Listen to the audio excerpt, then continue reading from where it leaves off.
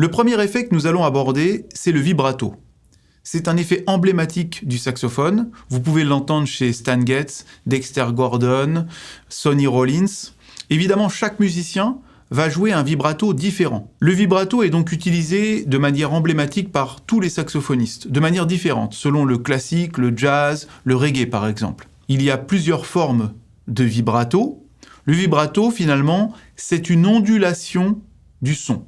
On peut le faire par au-dessus, par en dessous, on peut le faire avec l'embouchure, on peut le faire avec la pression de l'air. Nous allons aborder tous ces points. Je vais donc vous proposer 2 techniques pour jouer le vibrato.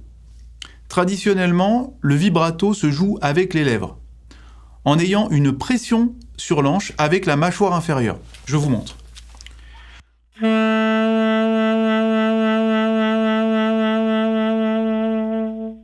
En fait, je vais me mettre de profil. Vous allez voir que ici, je vais faire un mouvement un peu plus important que la normale. Vous allez voir ma mâchoire inférieure bouger du bas vers le haut. Regardez.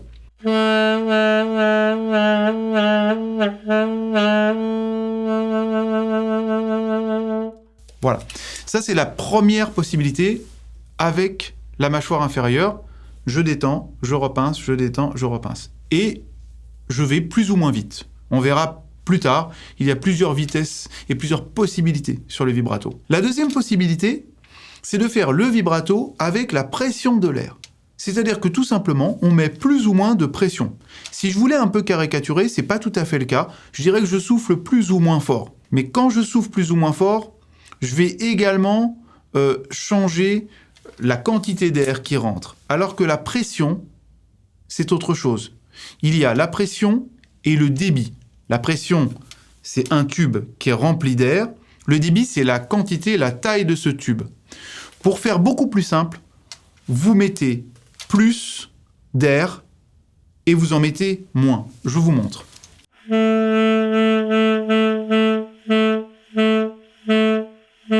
Si j'en mets pas beaucoup, le son s'arrête.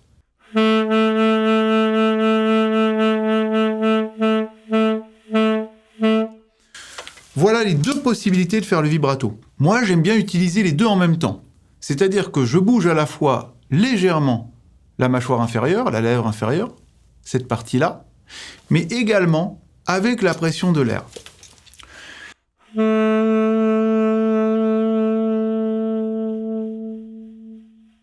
Je vous propose donc un premier exercice sur le vibrato rapide.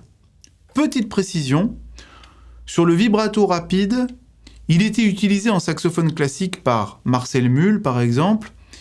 Il est moins utilisé aujourd'hui, et dans le jazz, il n'est pas trop utilisé.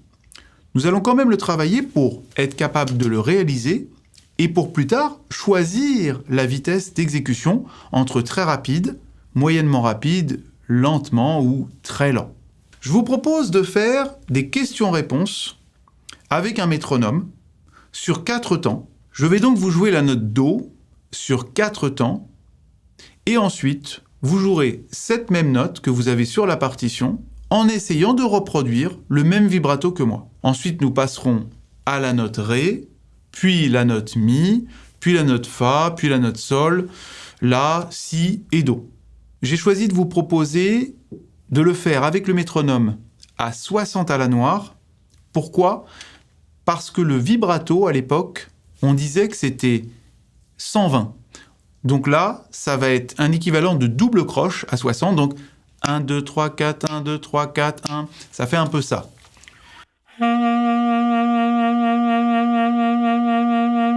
Évidemment, comme tout ce qu'on a travaillé précédemment, ce n'est pas joli, ce n'est pas fait pour être joli, c'est juste des cours pour vous apprendre à maîtriser ce langage.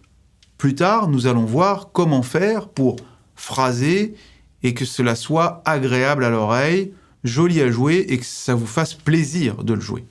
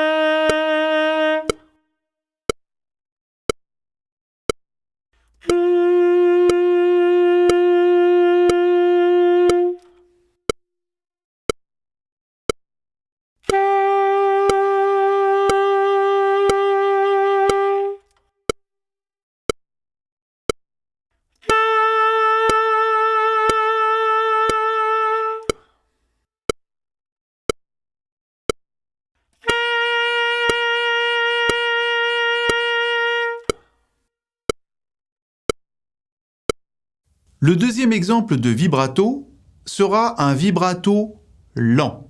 L'exercice étant plus fastidieux lentement, nous ne ferons que 8 mesures.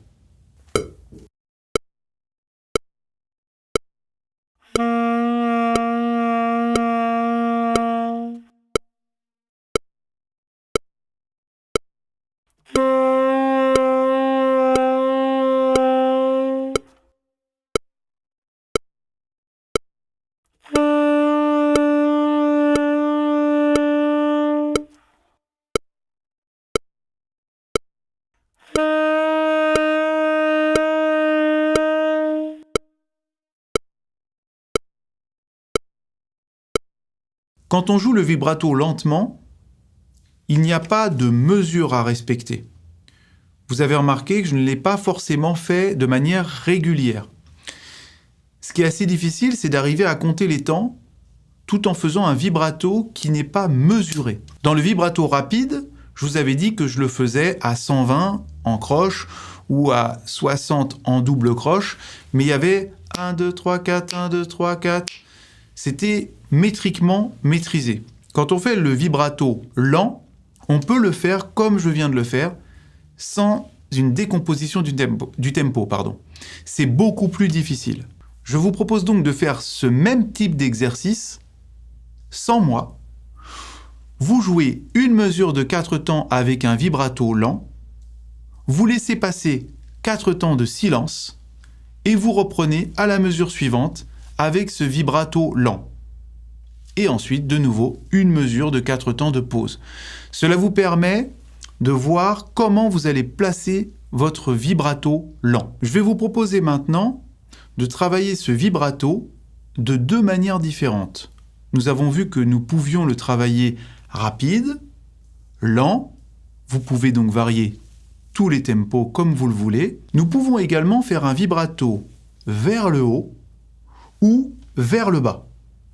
Vers le haut, je vais vous en proposer une version. Jimmy Dodds, clarinettiste, que vous pouvez écouter, utilise ce vibrato vers le haut. Ce n'est pas le plus simple et ce n'est pas forcément le plus utilisé, mais il existe, donc c'est bien que nous puissions le voir ensemble. Je vous montre. Sur la note Mi.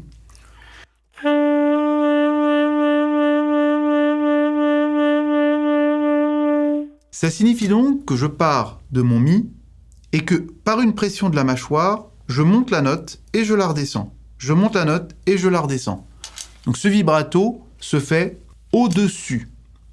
Nous pouvons évidemment faire un vibrato vers le bas. Je vais vous le jouer sur la note Si.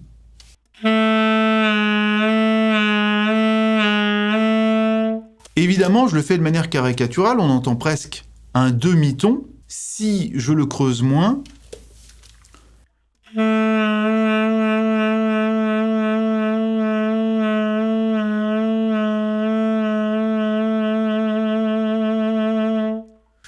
vous ai donc proposé plusieurs possibilités.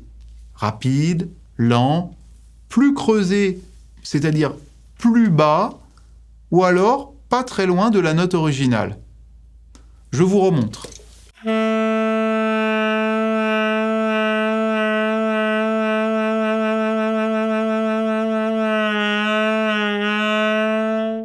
Évidemment, la dernière étape où je creuse très bas le vibrato, on ne le jouera pas sur un thème. Ça serait pas joli. Et en plus, on serait à un demi-ton, ce qui risquerait parfois de poser des problèmes de justesse ou de problèmes d'harmonie par rapport à l'accord. Donc on ne va pas aller si loin. Mais vous, pour le travailler, vous pouvez descendre jusqu'à la rupture de la note. Je vais essayer d'aller à la rupture de la note. Voilà, si je vais trop loin, si je relâche trop, eh bien, je n'ai plus de pression sur l'anche, même si je mets beaucoup d'air, et le son s'arrête. Je vous le montre maintenant dans une utilisation plus traditionnelle.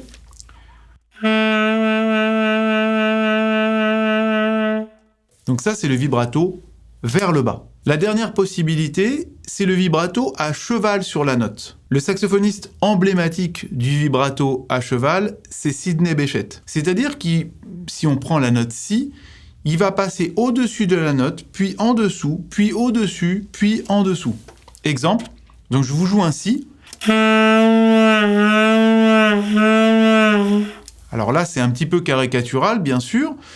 On l'entend d'ailleurs d'autant mieux si on monte dans le registre aigu. Sidney Bechet, il fait du soprano, qui est un saxophone qui est une octave plus haut que le ténor.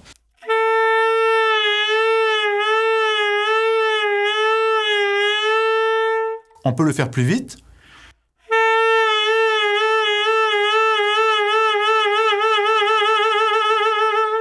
Évidemment, poussé à l'extrême, comme tous les effets, cela peut devenir caricatural.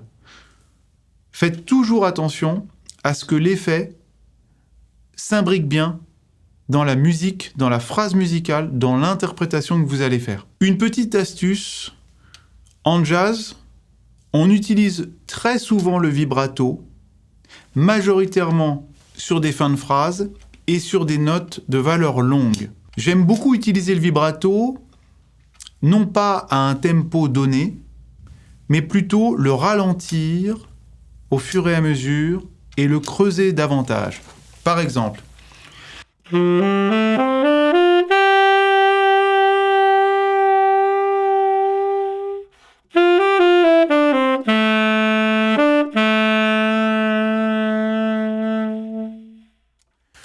vous avez vu que là, j'ai changé les tempos à chaque fois sur ma valeur longue. Je peux accélérer, je peux ralentir, je peux diminuer le son, je peux le creuser davantage ou à l'inverse, faire que cela disparaît progressivement. J'ai ce choix dans mon phrasé sur ma valeur longue. Pensez à vous entraîner sur des standards, peut-être sur des ballades, où il y a des valeurs longues, des rondes, des blanches pointées, des blanches, sur lesquelles vous allez pouvoir exprimer ce vibrato pour terminer vos phrases.